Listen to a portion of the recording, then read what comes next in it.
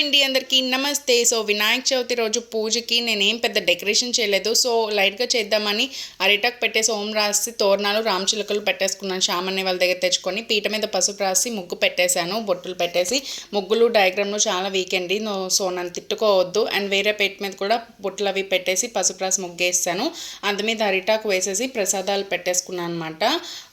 ఉండ్రాలు, ఆరిది, వడపప్పు అండ్ ఇంకో క్లాత్ కూడా వేసేసుకున్నాను వేరే పీట మీద. వినాయకుడు గారిని పెట్టాలి కాబట్టి. అండ్ పాలి విత్ మందిరం చామనే వాళ్ళు మంచిగా డెకరేట్ చేసి ఇచ్చారు నాకు. సో అది కూడా సెపరేట్ వీడియోలో చూపిస్తాను. అండ్ అలంకరణ అయితే నేనైతే ఇలా చేసేసుకున్నాను.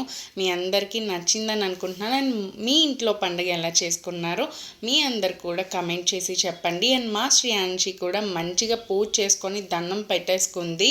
సో ఆ గణనాథుని ఆశీస్సులు మనందరి మీద ఉండాలని నేను మనస్ఫూర్తిగా కోరుకుంటున్నాను. వన్స్ అగైన్ వినాయక చవితి శుభాకాంక్షలు.